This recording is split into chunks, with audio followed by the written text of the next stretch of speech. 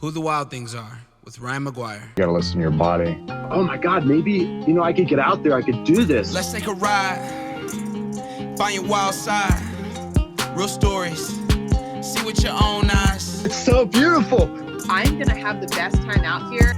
Yeah, I was in tears. I was just like, that's the best, man.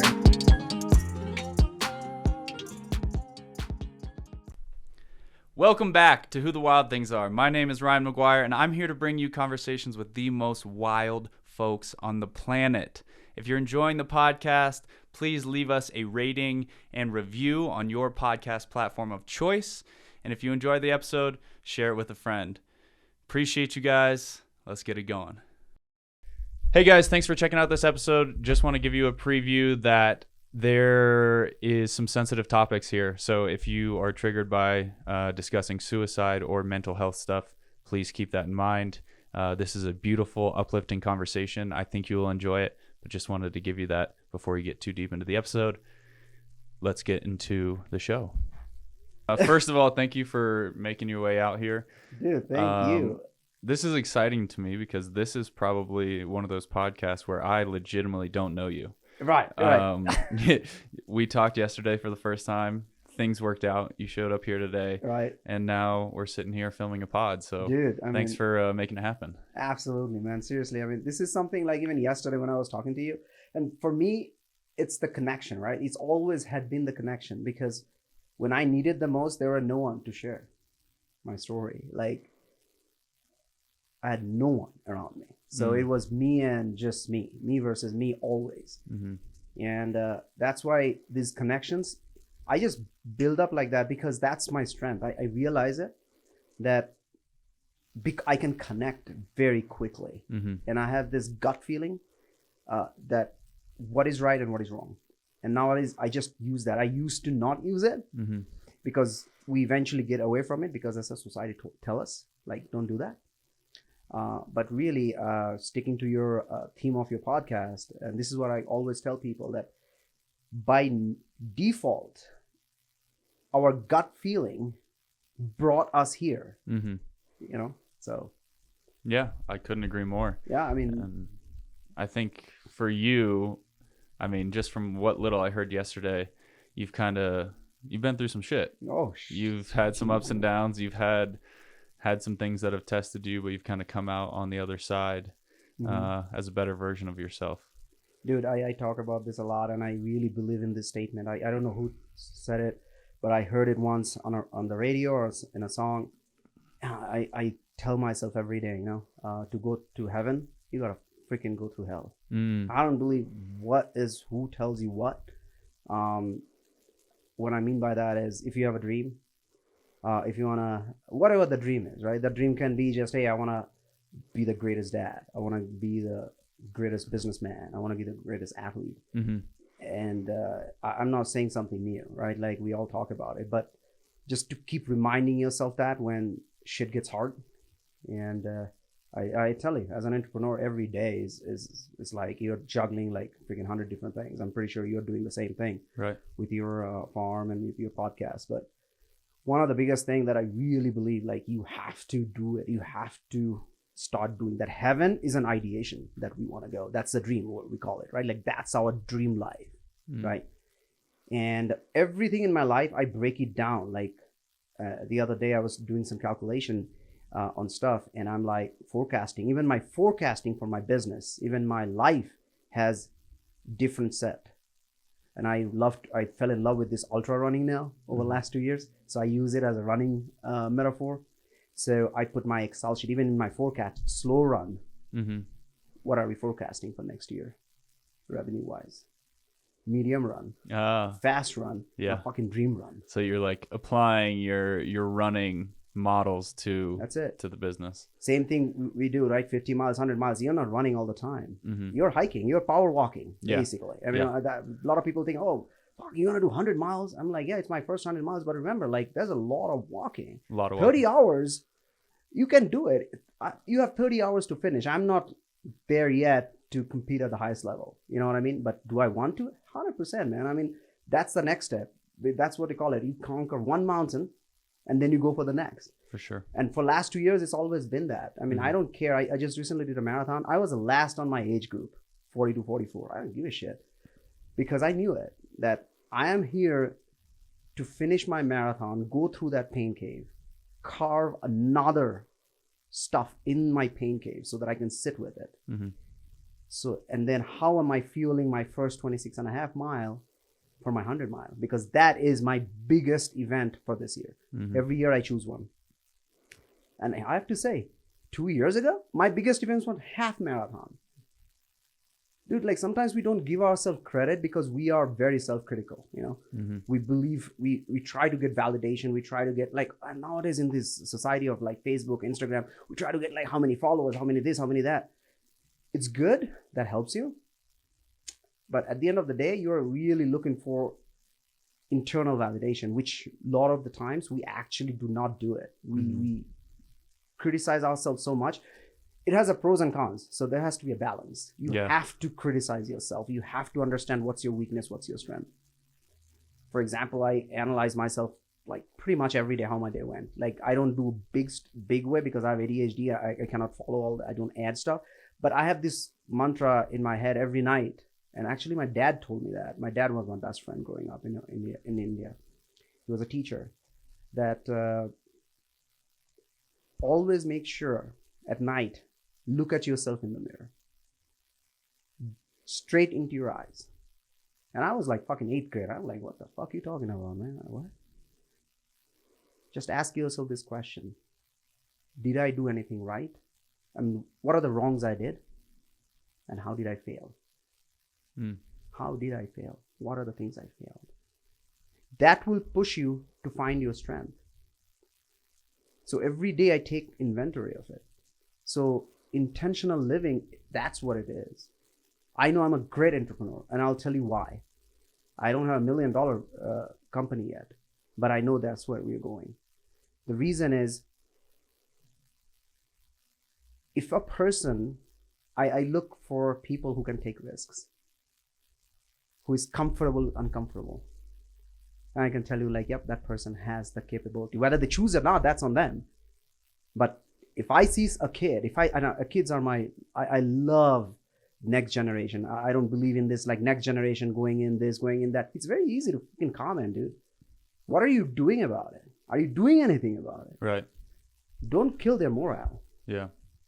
I think, have you ever heard of Scott Galloway? What is that name? Oh, yeah, man. He's a professor, and he talks about like the modern epidemic in young males.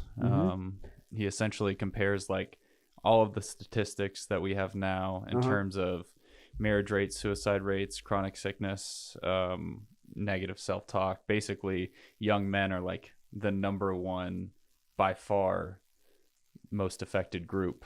And yet it's never really talked about. And he has a lot of really interesting stuff. Definitely gotta look it up.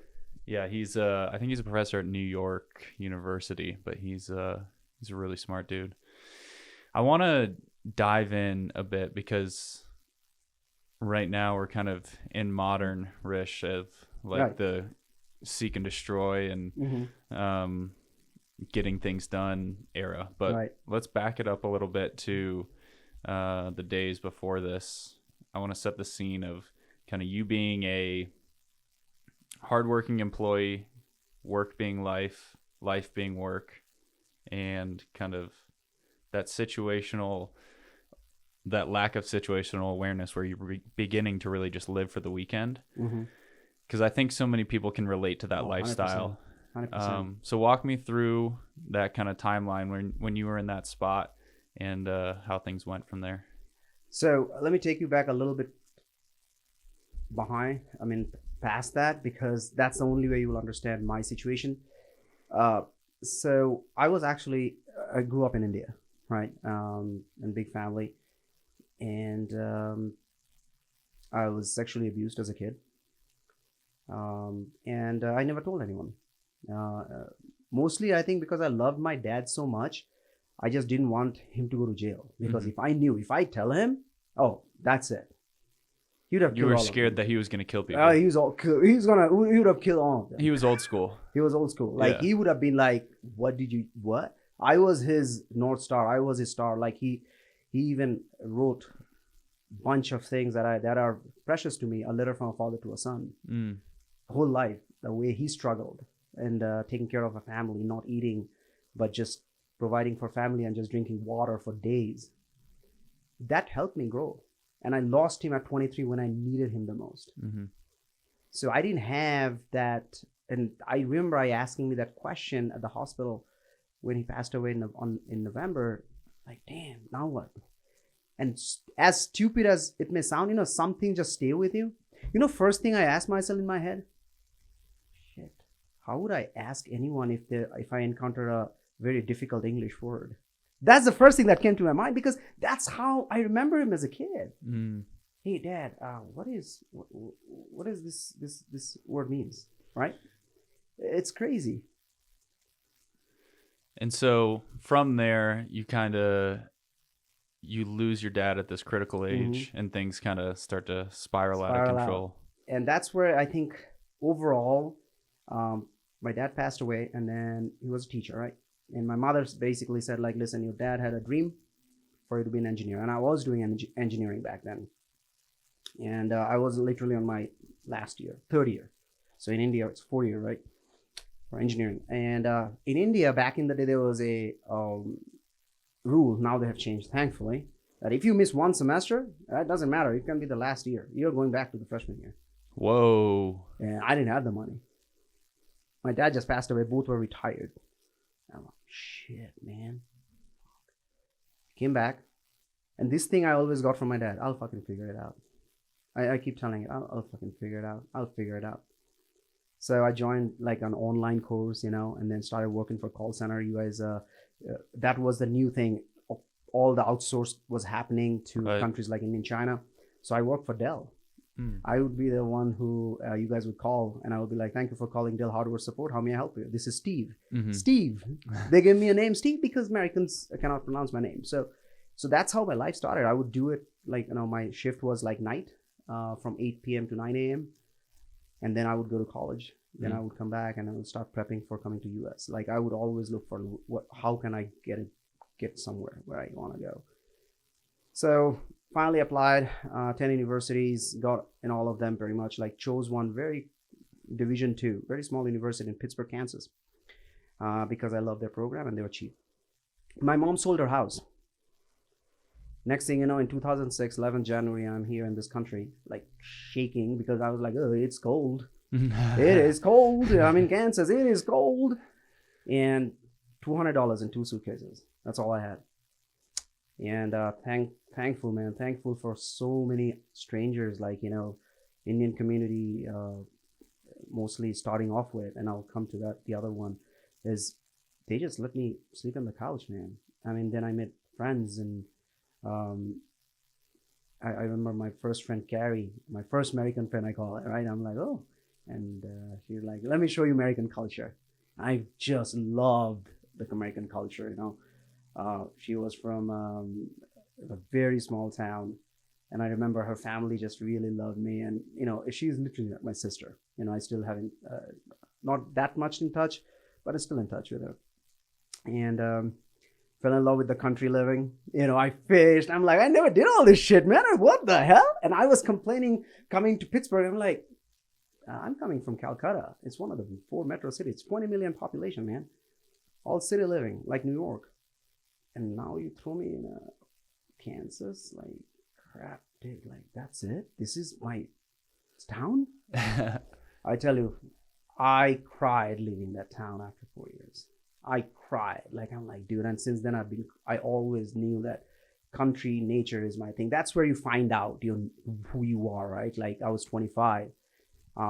Slept in my friends' cars, started working 9 jobs, odd jobs, and found myself an apartment. And, I had no idea of how to do things, what a credit hour means. And that's how I am. Like, if I like something, I just go dive in first. And then I always like, oh, crap, what? Okay, let's figure this out.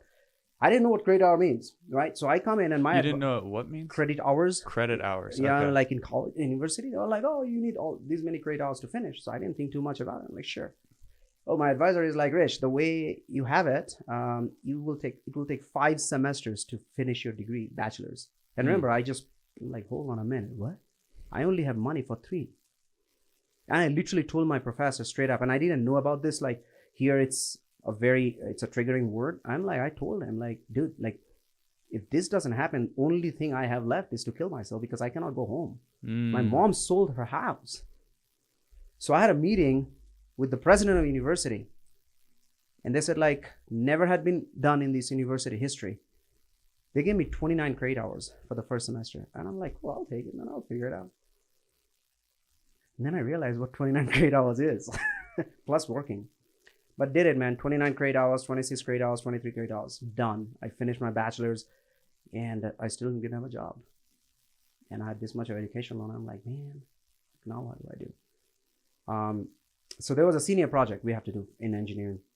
And the reason I tell this story is because that changed my life. And that made me believe that if you stick with something and if you don't give up, dude, like nothing can stop you. Universe will figure out a way to give it to you. And this is what the manifestation comes in. And I literally, there was a senior project. We had to build this called NASA moon buggy from scratch. You have to design it. That's basically 2 ride. It's all manual. It has to be folded and get into a certain thing. And then you have to take it to Huntsville, Alabama and race it on the simulated moon surface. I've been there at the NASA space. Right. When I was a kid, I was in the space program. Really? Yeah. I did the space everyone asked me like, what? I think, what are you talking about? There's a NASA in Huntsville. You're the first one actually who told me you know this. It's crazy. I was obsessed. And in many ways, I think about like the next part of my life. And I think if I ever stop doing like wilderness exploration, that it'll be being an astronaut. Yeah. It's not many people know that about me, but I'm fascinated with space. With just exploring the universe. I don't think there's anything cooler. What could be cool? I mean, what could be cooler than that? We don't even know. We have no idea what's out there. Yeah. We don't even know what's out there. Sorry, that's a tangent. No. That's okay. That should be a tangent because at the end of the day, it comes right back into again exploring, right? Figuring it out. And I basically, our design won the best design award all over United States. Sweet. And we won 3rd in race. So I get this call on my way back. I'm scratching my head. I'm like, oh, all this is cool, man. But man, good for you guys. I'm going back. I need to make some money. Suddenly I got a call from the dean of the university. He's like, Rish, you want to do a full ride of scholarship for master's? I'm like, fuck yeah, man. I'll do it. So that changed my trajectory. Like this is why that certificate means so much to me. You know, like I don't even have my degrees on my wall. But that certificate, that NASA with a piece of cloth from Apollo 204, I have it. Because without that, I wouldn't be here.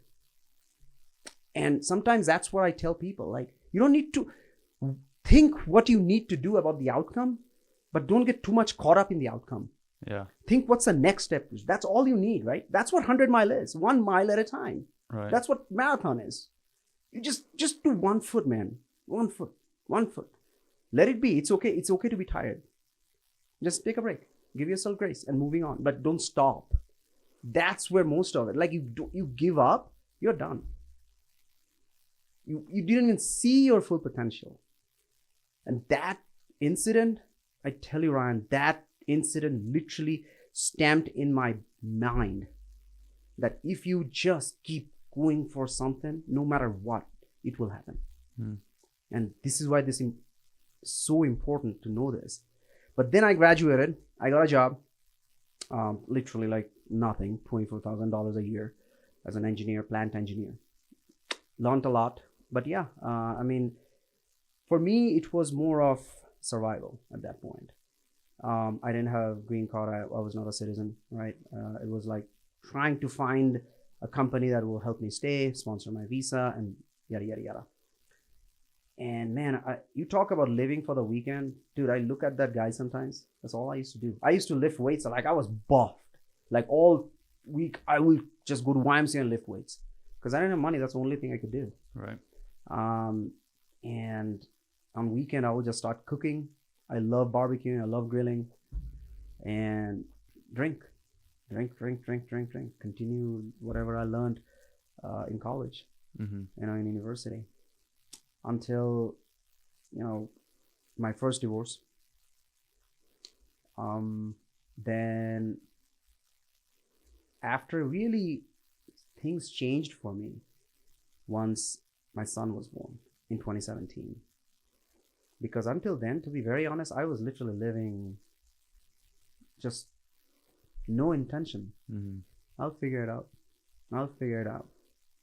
But I will figure it out will not get you too far if you do not know what are you trying to figure out. What's next? And that's where I felt very empty at that point. I'm like, what is next? This is what all my emotions, feelings, adrenaline, my hard work went into somehow surviving in this country. Okay, now I'm here. And this is like back in 2012 I'm talking about. I was working for Honda. I'm like, dude, I'm an engineer at Honda. This is cool. This is it. I made it. But then I was not happy, I was like, I use the word happy, that there's a reason for it, because I was looking for external, something external to make me happy. That's why I use the word happy that way. I was not joyful. I was not looking for joy. Joy is intrinsic. It's here. This is joy. What you're doing here. You have chickens in the backyard. You have 2 dogs running around. Like, that's joy. Like, that's what you love. You wake up every day. That is what you're surrounding yourself with. If you want to say I'm happy, sure, I'm happy to go and watch a movie with someone. So I didn't know that time, all this self-development, this, that. And I tell you, like, I bumped into Tony Robbins, random Tony Robbins, right? And I'll tell you where it came from. I was looking up this guy who I never liked in college. I'm like, motherfucker, let me see, what are you doing? And I'm like, dude, he's walking on a fire? I'm like, what? And he was the guy, like, we made fun of because he came from India. But man, that guy, now that I look back, he would close his eyes and he would remember like numbers, different numbers, up to 100 or 150 numbers. And I'm like, how are you doing this? So never liked it.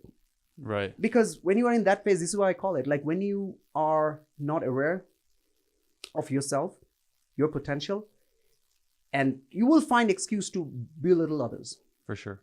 Because you don't want to look bad. You don't want to be embarrassed. Yeah. Because I cannot do it.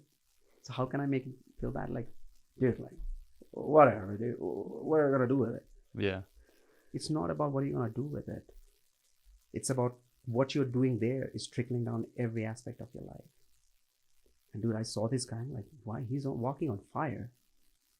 Then I found Tony Robbins through him. Imagine that, the guy I didn't like. Yeah, that's funny. I have no problem saying that, like, that's what real is. Like, that's how I want to live my life. And found Tony Robbins, and then pretty much like started realizing self-development aspect of it. It brought me back to some things that I used to call my dad Baba. Baba used to do. He would put on different motivational things. And one of them was Jim Rohn. Tony Robbins coach. And I never understood it. I'm like, what are we really listening? And my Baba used to say, like, listen to what Jim Rohn is saying. And Jim Rohn's biggest statement, if you know, is always stay guard of your ears and mind every day. What you're letting in and what you're letting out.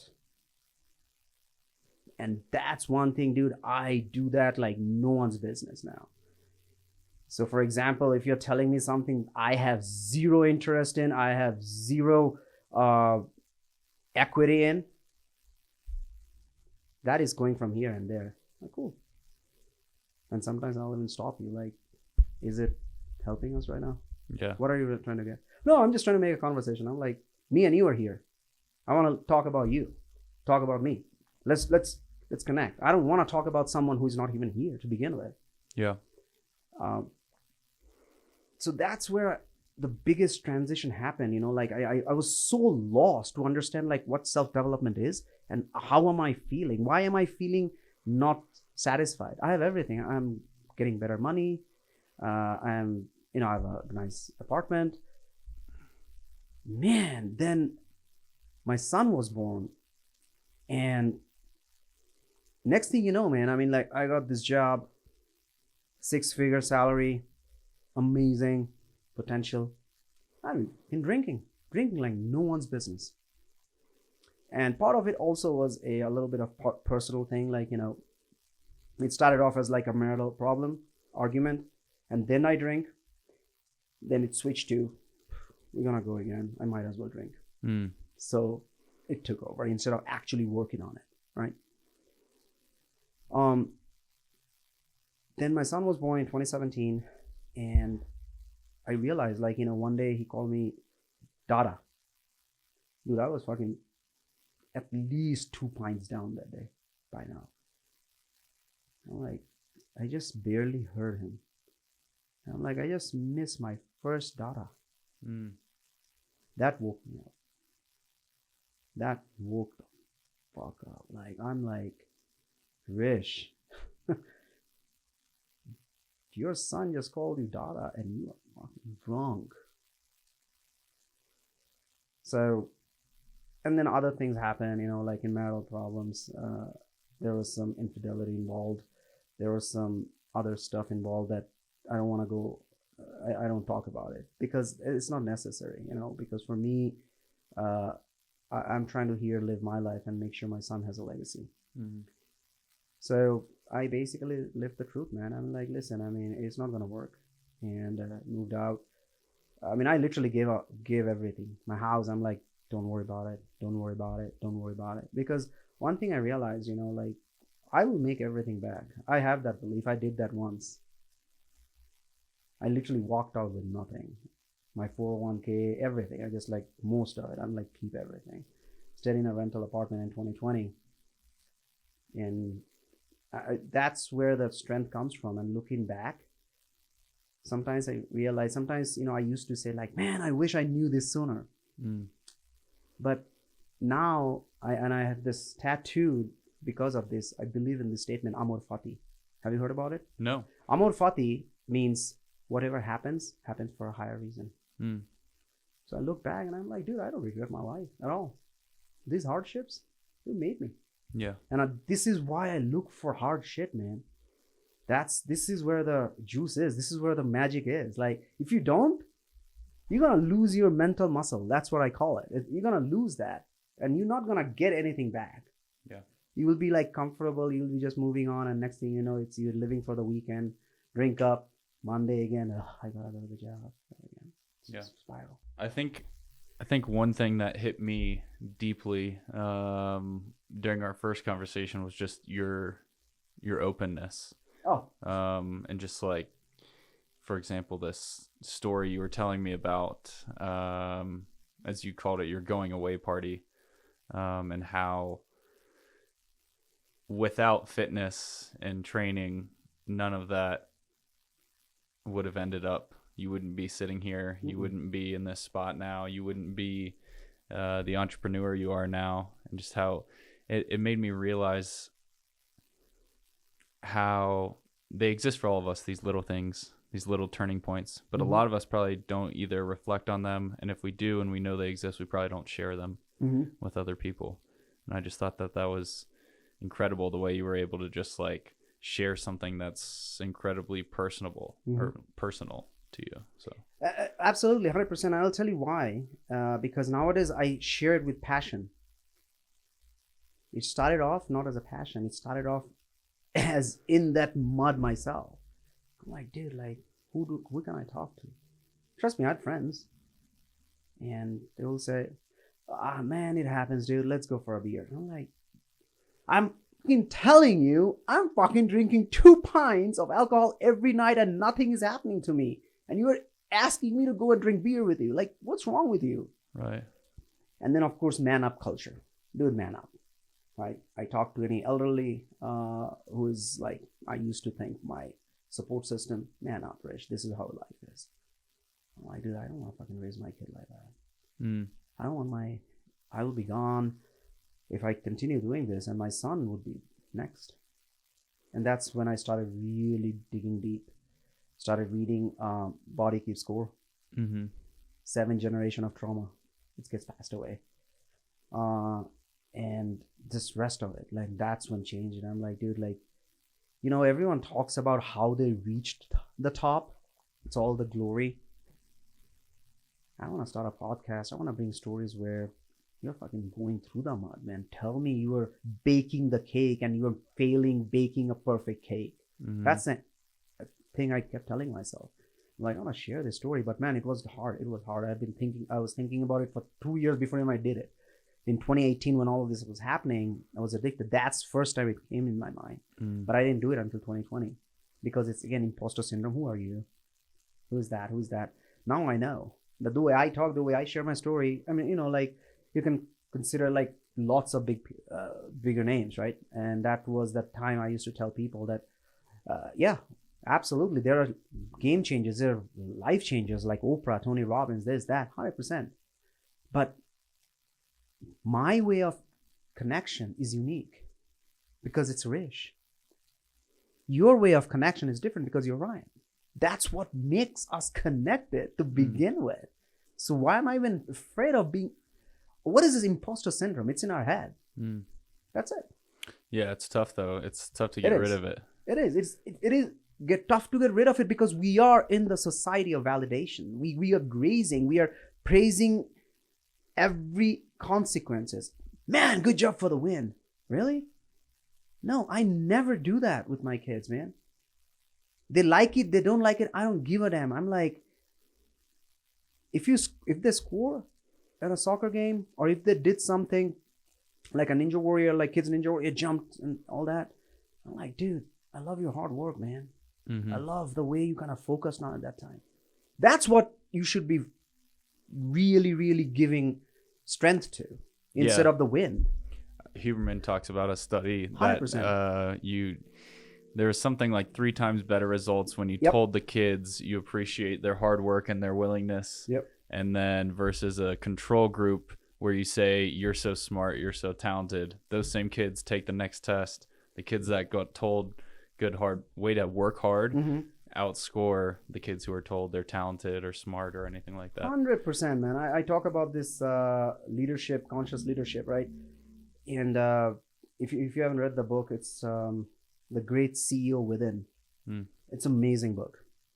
And it talks about conscious leadership, and I really try to follow that. And it talks about, like, you know, it happens if you go to a kids game, right? And if you really start giving effort or praise to the losing team, it's been proven, man. The losing team end up either a draw or winning, or at least they will start winning the next game. Instead of saying, "Oh man, it's okay to lose." It's not about okay to lose or win. It's about how are you praising that effort? Are they keeping up with it? So instead of saying that, "Hey Jimmy," or "Hey, you know, like, good job, man. I mean, like, that was a good effort." And the studies have shown those teams came back from there. Same thing with our professional team. That's exactly what happens. That's what coach's job is in halftime or break. Yeah. I want to dive in a little bit to urge and kind of the etymology behind it and how that whole thing started. So for folks listening, maybe they're not familiar, maybe they are. Give them just like a little bit of an elevator pitch for what urge is. Yeah. So urge is a wellness brand. It started off as a juice company in 2013 at a farmer's market.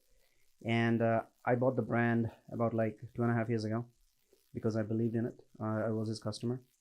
It's a very small cold pressed juicery store, just like anywhere. But if you talk about elevator pitch, is right now we are in the business of wellness.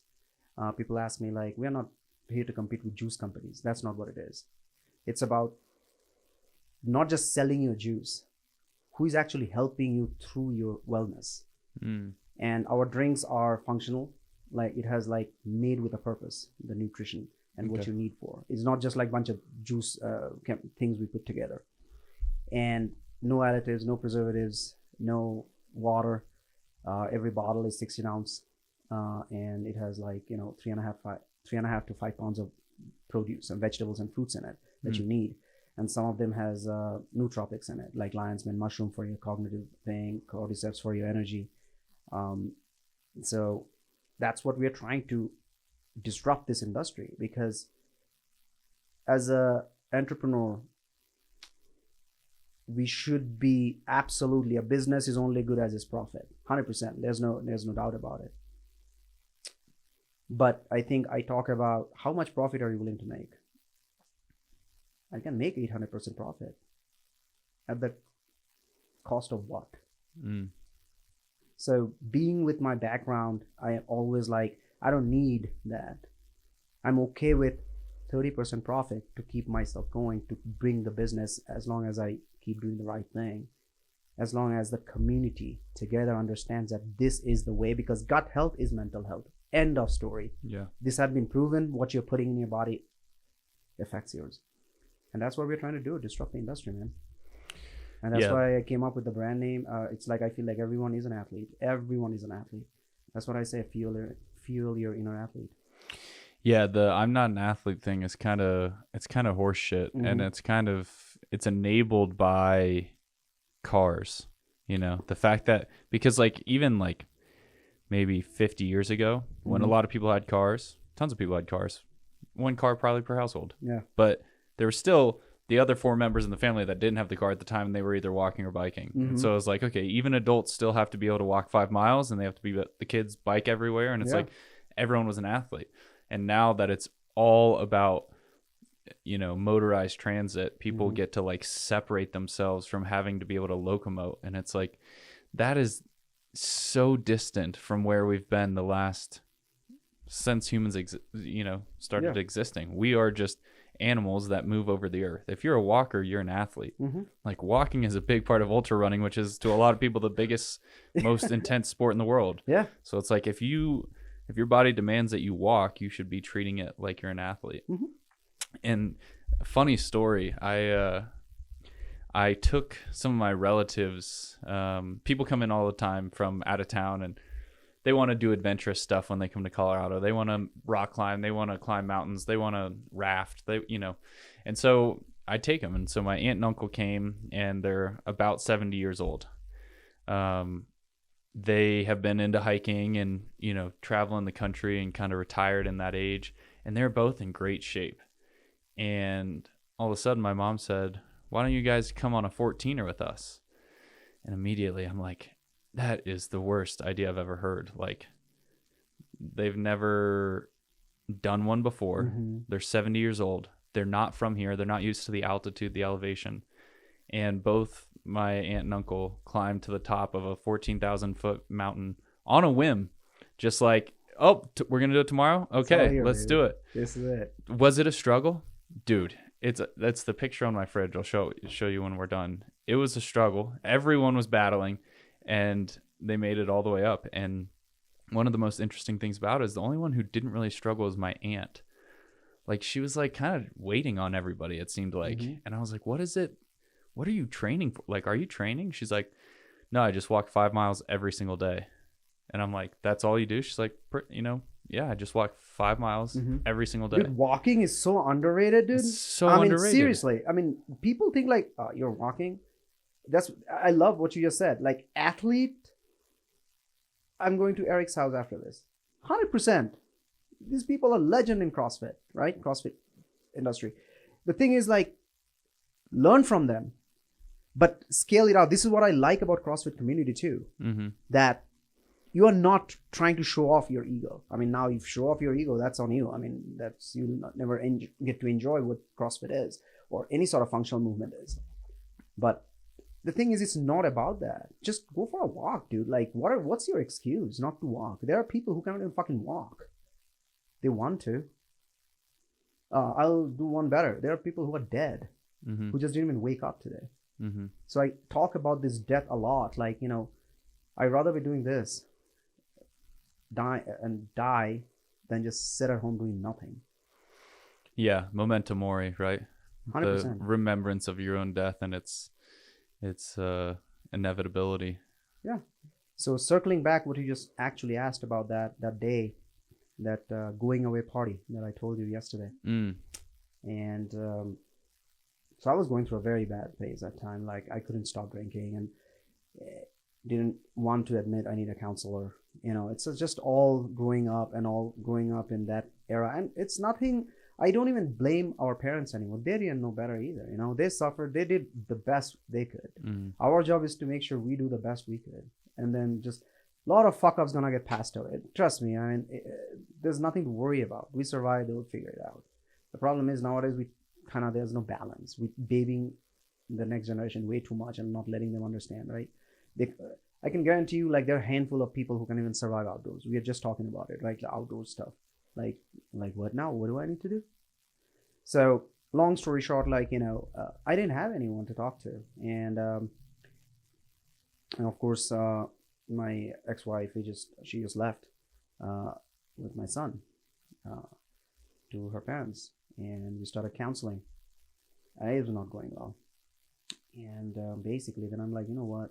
Just end it, Rish. Don't pass your fuck ups to your son, So I just planned it, man. I wrote letters to my son, 18 letters with lots of wisdom. Each letter was about like 7-8 pages, for a month. I basically selected a date in September 2018, and that day I planned everything, took off from work, and they were already. I already met my son's mother that time. My son, everything was good, and I came back, and I knew that next day's end. It was a Friday, and luck would have it, I did all of it right. I planned everything. I took my dogs for a walk. I'm a big dog guy, right? Like, I took my shepherd. I helped him, let him take some bites, on the sleeve, because that's what we used to do. I pet my dog, Kush, pug, and I'm like, I need a workout. I planned it because I used to go to Anytime Fitness that time, and Anytime Fitness has those chip 24/7. Yeah. Dude, that's the only fucking day that didn't work. I'm like, why is it not working? And I was like, remember, like, this is a man with need to happen. These are my plan. I need to have a workout. And I got in the car and I was... You're doing your last workout. This is it. This was it. And remember, like, it was beautiful outside, September, Michigan weather. I'm sitting in the car. I've been typing. I'm like, where can I just walk in? CrossFit box show up. New species CrossFit. And I never did CrossFit. I called them. It's like, yeah, first class is free. Come on out, and we'll just let you do. Our coach will walk you through, and I'm like, sure, why not? You don't need to know. Just get my workout in. Yeah. And walked in, and I still remember. I was just suddenly I had this feeling that, man, I wish someone would have heard me. I wish I had a ride or die kind of community, the way I genuinely do for my friends. Like, I'll ride or die for you, man. If I connected with you, you call me Rish, dude, like, I'll fucking fly over and make sure, like, you're okay. That's me. I walked in the CrossFit gym. I'm gonna get emotional, man. The whole wall is a tribe or die. I'm like, fuck you, universe. Seriously, you're gonna rub it on my face? And then I was still on my plan, right? And did a workout, and I was out of shape, man. I was like doing alcohol, right? I was this big belly, this and that, and it was just normal first CrossFit workout, no instrument, just basic wall balls, bear crawl, and I've been bear crawl. And I'm like, I'm feeling so embarrassed, right? I'm like, shit, everyone else is done. There was 2 other new people, they're done. Next thing you know, dude, like, I'm turning around. Everyone who's just lifting, do their own thing, WODs and all that. Everyone is looking at me, man. I was like, oh, fuck. And then initially I thought, like, oh, man, get the fuck out of here. Dude, they started clapping. Come on, Rish. Come on, Rish. Come on, Rish. I'm like, what? Finish it up, man. Finish it up. Last rep, baby. Let's go. Let's go. Dude, I fucking didn't even go home after that. I just literally sat there until they closed that day at 8:30 p.m. and went home. I sat down and I was like, I ain't doing it. I'm not doing it. I think I haven't tried enough. I haven't figured it out enough. And went back to the same thing. I'll figure it out. That's why community is big for me. That's why I give all of me when I'm listening to stories. That's why it's very important for me walking other people's shoes, like, because I don't know what they're going because I didn't tell anyone. And this man up culture we have created, especially with the boys and men, and the idea that men cannot get abused is such a horseshit. I'm sorry. I mean, I just talk like that. So It's totally fine. There's plenty of podcasts people can listen to if they don't like cussing. Exactly. I mean, like that's like for me, it's being real, man. I mean, that's who I am. I'm not gonna be mincing my word. I curse. Well. I do too. One thing that just reminds me of, and I know that this sounds cliche, but until you hear a story like that, because while you were saying that, I was pretending I was at the back squat rack when you walked in, and I was like imagining Fat Rish, and he walks in, he doesn't know, what CrossFit is, he doesn't know what he's doing, and I'm just like sitting there thinking, I'm like, if it was me, I would have no idea that this guy was about to kill himself. Mm-hmm. I would have I'd think, I'd probably ask him what he does. I'm an engineer. Cool. Say a couple nice things to him, and then I'd go back to my workout, and I'd never think about it again. But it just is a reminder that you literally don't know what the fuck someone is going through. Yeah. And you can make a life or death impact unconsciously, just like those people collectively made a life or death impact on you. They didn't talk to me. Some probably, I don't even remember half the shit. That's all I remember is everyone's clapping for me and everyone's cheering for me. And that's what it is. You just said, like, you don't need to do much. You really don't need to do much. A little clap, a little cheer, and telling people that you matter, right? And be there for them. I think that's where life is. That's what I try to feel that pain, and I found that pain more in ultra. I love CrossFit. I that's my lifeline. I don't even, half the time I'm so busy with my with the last couple of years building this business, I don't even go often. But man, I mean, that crew, that tribe is always there for me. Like I just my coaches, founders, Josh and Mercy, huge shout out to them. They're one of the oldest. They're basically, Josh, that New Species CrossFit is one of the oldest CrossFit boxes in Michigan, basically. Gotcha. And Josh kind of is the director for the state, I think. I'm pretty sure, if I'm not mistaken. But anyway, I mean, they let me have fridge there. I mean, they don't even take a cut. Like I sell herb juice there. It's family, man. I don't have a family here. And when I met my current wife, and she's like, she has this big family, she's Indian, and she has this big family all over the United States, right? And I remember I took her and I'm like, this is my family. Half the people I don't even know. I see just at the club, at the box. And that changes it, like you don't need to be too much involved in everyone's life. It's okay. But when you do, when you see someone, take out that judgment, because that's where it is. And that's trickles down to the leadership, right? As a CEO or as a leader, I call it like, either above the line or below the line. Above the line is you are empathetic, you are understanding, you are open for feedback. You'll be like, listen, man, I'm confident what I know. And at the same time, I also don't know a lot of stuff. Below the line is that company is gonna fail. Leader himself or herself is open, egotistic. And that's how I see it. That's how I keep everything very open. And that's how a simple urge juice store in a small town, Berkeley, Michigan, have become a community hub. One of the thing I always tell I printed it, because one of the things I always talk about is, I don't know if I'm sidetracking, but it kind of ties to it. Even business, right? I learned the word from Jesse, but deep down, I think I had that already, is that, business is nothing but care. That's it. And one thing I heard from my Baba from a long time. And Jesse Itzler. Yeah. And another quote I heard from my Baba when I was like probably in high school, and I didn't give two hoots about it, as a high school student. But now I believe in it. People don't care how much you know until they know how much you care. Mm. And I always remember this in my head. Everything I do, I always remember that. Mm. Like, I don't give a shit how much I know. You know what I mean? Like, I don't care. I really don't. So imagine like how people are looking at it. Like, you're trying to show off. Be humble. I mean, help them. And see everything from care. I think that's what it is.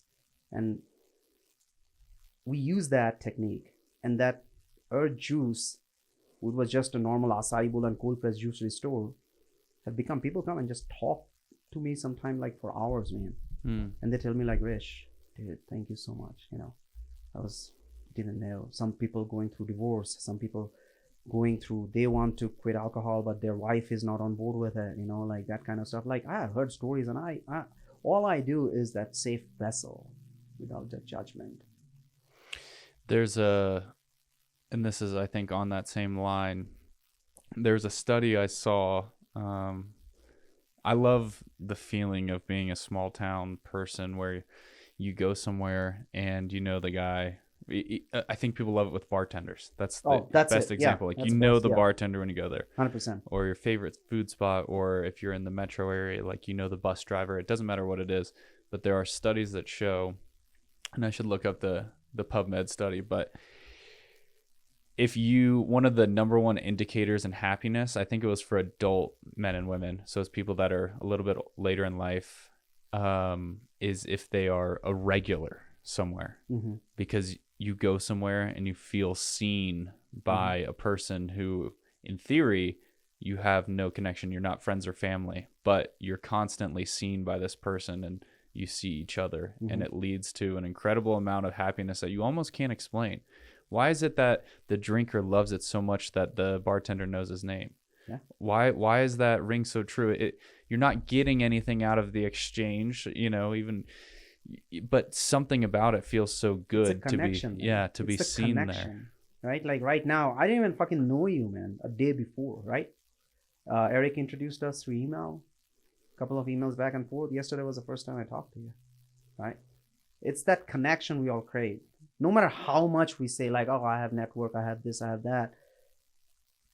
If you truly, in an authentic way, connect with people, somehow my cross-training started, like I'm not doing cross-training.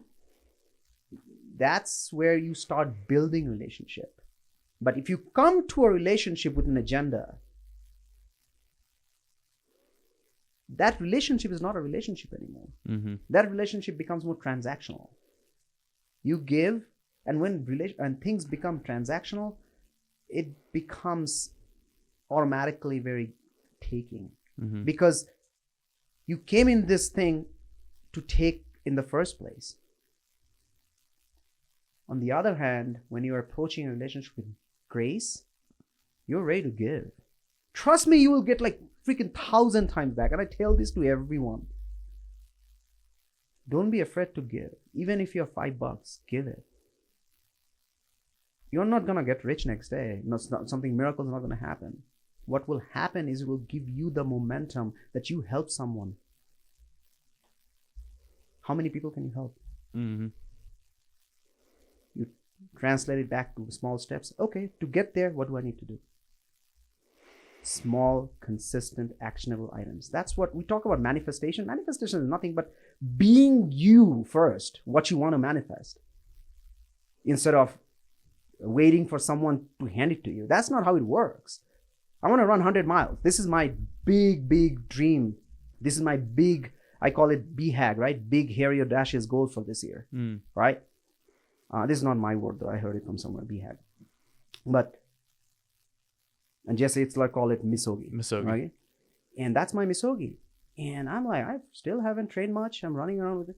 But I was telling my wife and my son, I don't care. I will finish it.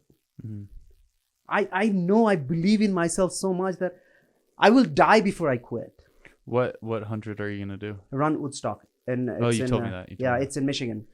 Yeah. It's there basically a lot of vert? not of elevation. It's a 16.5 mile loop. You just keep going. And it's pretty flat. Pretty flat. It's going to be a lot of mental battles. A lot of mental battles. It's called Hallucination 100. And it's kind of hippie culture. I love it. You know, like around Woodstock, everything gets, everyone just like, It's pretty cool. Pretty cool. I'm excited to experience it. And I think that's where I approach all of this. When you approach it from the journey, you will finish it. Yeah. If you are looking for the end goal, you won't. One thing that I wanted to share that you were saying about men and giving, back on this Scott Galloway character, he talks a lot about the importance of pouring into others. And really and Sebastian Junger says it the same way in Tribe, which is Sebastian Junger's example is the psych ward. The Blitzkrieg comes in. These guys are like seriously mentally ill patients. Everything gets blown up. All of a sudden, they're like, hey, can you guys help us like drive for the military? These guys are up. They have a purpose, and they're like completely recovered like overnight, because men need purpose to pour like into others. Men don't need like, I see you, I feel you, I hear you. They need to feel adequate. They need to feel like they are helping people. Right. And Scott Galloway talks about it as like a chart where at some point you're born in your life, you're net negative. You're taking as a young man more than you're getting. Your parents are putting all these resources into you and kind of a pain in their ass. You might mow the lawn once in a while, but you're still a net negative. Yeah. And then there's this inflection point at which you become the type of man that can give and create more than he's taking. And 100%. That's the goal for all of us, is to kind of live above that axis where you become a net positive man. And I'm sure this all applies for women too, but because I'm a man, I can only think in this brain. Right. And it deeply resonates with me when I think about it that way. Oh, absolutely, man. I take pride in what you just said. And I nowadays, I don't even, and I think I get a lot of flack for it. I don't even end any of the statement with like it goes for women too. I mean, I don't need to. Yeah. This is where I think as men we need to stop, because I think the idea of toxic masculinity have trailed around like no one's business. You know, I mean, it doesn't even mean anything. Like, what are you talking about? Like, not every man is toxic. Not every woman is angel. Nothing to take a jive. I'm not against women. I'm all about Me Too movement, all about empowering. But what I'm saying, it comes from a very caring point. You can do all of this, but if you're not helping men and boys, guess what? You're going to still live in the same society. So first, educate men too, educate boys too, to be sharing, to understand. But the problem is now on the other side, what's happening is I see it's too much babying. And I'm going to say it as it is. I don't care. What's the right word you put in, however you want to say it. Too much babying. Because you're not building those muscles. You're not building the character that it's okay to fail. It's 100% okay to fail. But what is not okay is not to get up and try again. If you baby them too much as boys, they will have to figure this out on their own. And trust me, it won't get pretty. You know how I know that? Because I'm looking at myself. Yeah. And I thought I had struggled. I haven't tapped in that power of that hardship until I went to CrossFit. I took that as a weakness, that I don't know. That's what it is.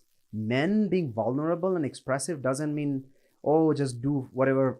No, means that you also have, and Jordan Peterson, I don't know if you follow him. I love him, man. I mean, he talks it like, it's okay to raise monster men because they know when to use the strength and when to use love.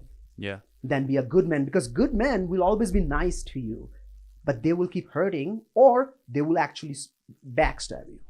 Yeah, I know Jordan Peterson is triggering for a lot of people, but one thing I love that he says is it's not impressive to be under control if you're weak.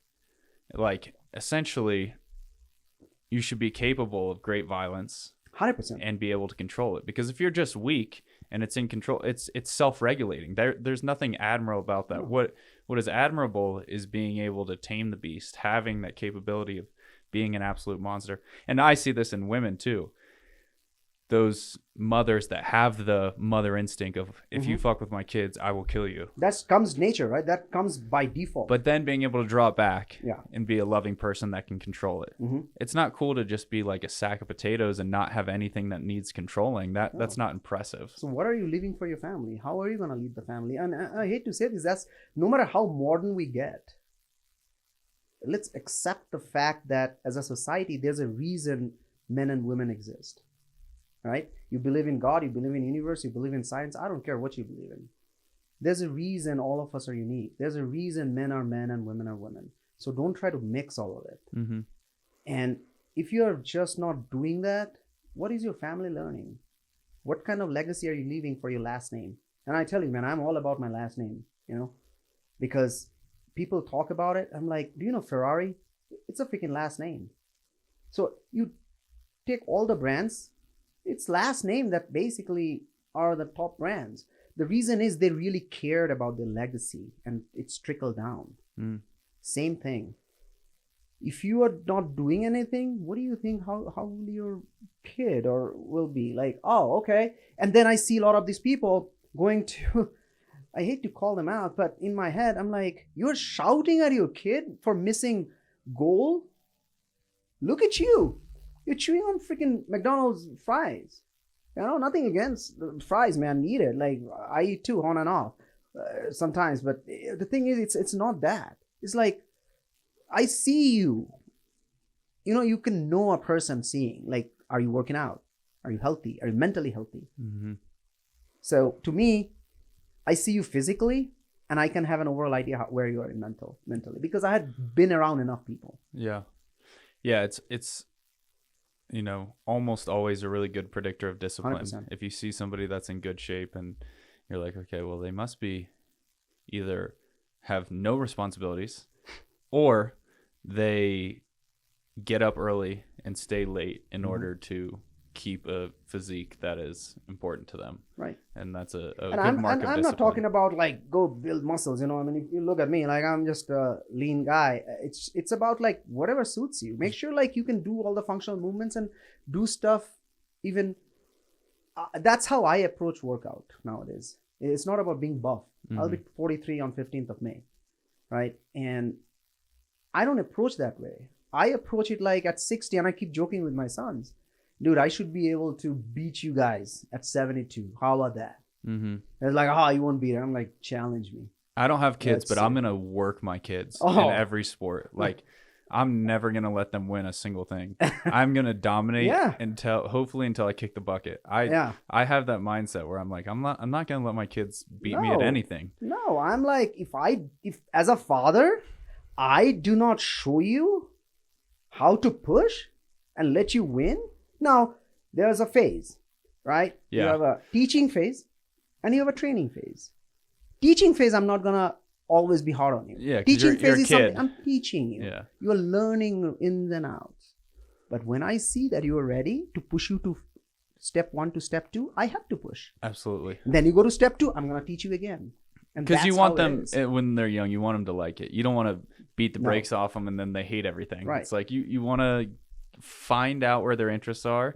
And then once my kid decides that his interest is throwing a frisbee, I'm going to figure out how to be the best damn frisbee thrower and I'm going to work him in throwing frisbees. Exactly. And I don't know, that's just my mindset. No, I mean, like, that's exactly, I think, and I bring CrossFit because that saved my life, the whole thing. And it comes down to functional movement. So, of course, I'm part of CrossFit community, but at the same time, just outside that, right?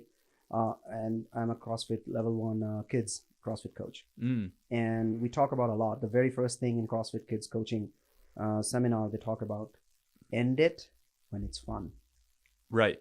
End it. That's the same thing. Don't let them get tired. Camping, same thing with kids. Make them extra comfortable. Make them leave before they want to go. Yep. If you could stay for 4 days out in the bush and your kid is having a great time on day 3, boom, time to go. Yeah. They're like, no, I want to stay. It's we got to get back. Sorry, next time. And you just continually take them out before they're having a bad time. I love that principle. And that's where it is, right? It's not about, sometimes people get afraid, like, oh, what do you mean? Like, so now you're going to be tough on your kid? I'm like, no, there's a balance. Don't go extreme on both ends. Right? When I'm telling that I'm going to, and as you said, we're going to work our kids, and I do that. I'm not going to be babying them. I'm going to teach them at a teaching phase, and then I'm going to kick their butt on training phase. You want to go to step 2? Let's go. Let's see. Mm-hmm. And if I see they can't, that means as a coach, I failed. Yeah, you got to go back to coaching phase. I failed, right? So then I have to figure out in that, like, it's not me winning. What is that he needs to improve on? Mm-hmm. Then I stop, go back, help them, make sure they win. Legitimately. Yeah. Now you're ready for step 2. Yeah. And that's what the difference is. Not like, oh, you're not going to let them win. Oh, no, this, that. It's not that. It's about thinking from the right perspective. I think like we go on an autopilot nowadays. We just believe whatever people are saying, whatever everyone is saying, and then actually forgetting, like, I love this, because of this thing, I love your podcast idea, who the wild things are. I mean, dude, we are meant to be in the wild. That's who we're wired with by default. Now we have civilized it. We have this, we have that. We see things differently to a point where now even we are not even giving back anymore. No, I'm not talking about to humans or society. You're not even giving back to the Mother Earth, I feel like. It's now, do I go run and trail all day? No. But when you do, when you are here, when you're at Mother Earth, like, make sure you appreciate it. That, dude, we are just a blip, man. You talk about an astronaut, that's what fascinates me. Like, what are we fucking talking about, bickering about? And you put whatever thing about. Mm-hmm. Fight, religion, caste, creed, sex, I don't care. Do you understand? If you really look from the NASA, we are they won't even find us. There's a philosophical experiment I try to do. It came to me maybe a year or 2 ago, but it's essentially you take whatever problem or issue is going on in the world and you say, does this matter if aliens are real? And it can pretty much shell out everything. So it's like does loving my mom and respecting her matter if aliens real? Still matters. Yeah. Does whether or not that guy hit my bumper with his car matter if aliens are real? It's like, no one's going to give a shit. That's so, no one cares. And you just measure everything up and down based on that premise. Oh, dude, like, you just brought up something. It just hit it. Like, it's so funny you said that. I would love my mother, because my mom is 80. She's in India. And we never had a very good relationship, since I started growing up. Of course, I mean, I am grateful. I have so much to thankful for. And she's an amazing mom. But when I say that we never really connected is like when you have to kind of understand, like, not everyone will understand your dream. Because it comes from love. My mom used to be a government employee. My father was a teacher. Very mediocre, middle class thinking. So, what? You want to quit your job where you're getting 6-figure salary? You are about to be this big honcho, senior manager? I'm like, yeah, I'm burnt out. I'm going to do this. Oh, it's going to. So, at some point, instead of wasting your energy, you got to start wish well. Let them be at distance. But really what I learned from my wife is she says the same thing, man. I mean, like, in big picture, does it matter, Rish? And she's the one over the last couple of weeks, I will say, she really connected after a long time. My mom, my sister, and she's kind of taking the helm of it. She's like, you go do you. Because it's still a trigger for me, right? Like, I'm still working through, and no one's perfect. And just because I'm on a podcast and giving all this, talking about all this, trust me, there's so many things I have to fight through. It's just I have the tools. At the end of the day, I always try to go back to what's necessary. As you said, you said, like, if alien is real, from my standpoint, I think, what am I grateful for? And the first thing I really thank in a very selfish way, you're alive. Rish, you're alive. You could have been dead. Remember in 2018? Damn, yeah. I mean, then what are we complaining about? Yeah. So I approach it that way, I mean, like, so it's so funny you said that about the mother, but yeah, right now and I also kind of the other day I called her and I saw the smile on her face, right? No matter how bad we fought. It changed the perspective, man. I'm like, wow, that's all we need, huh?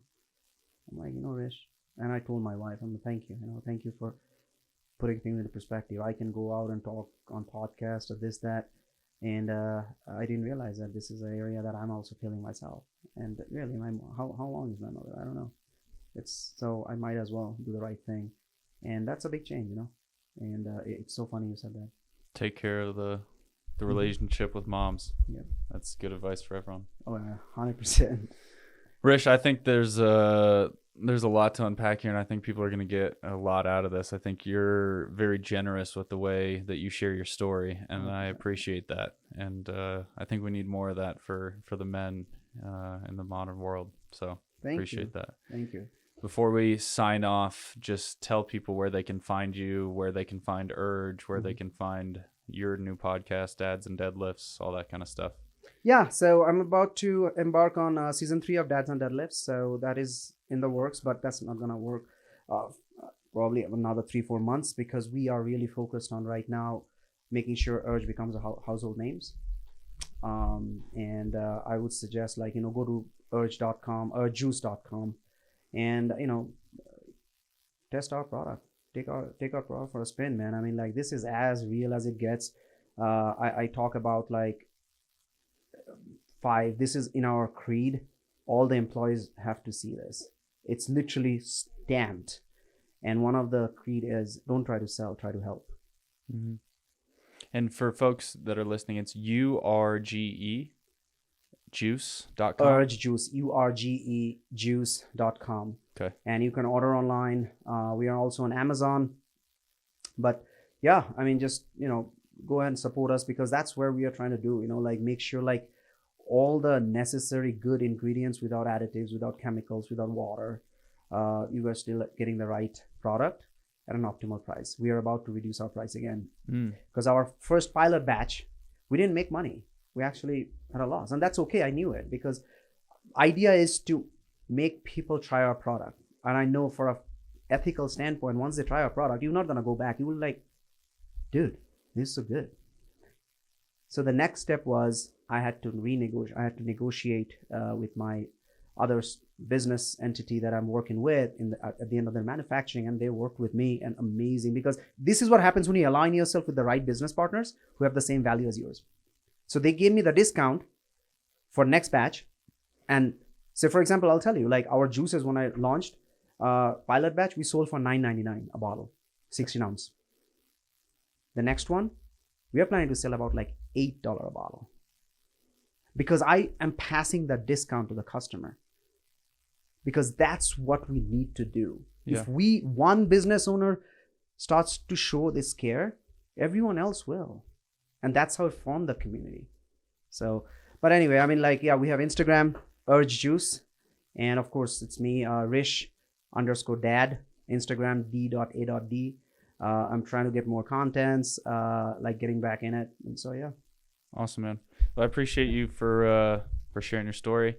And until next time. Absolutely, brother. Thank you for having me. All right, y'all. See you next time. Stay wild.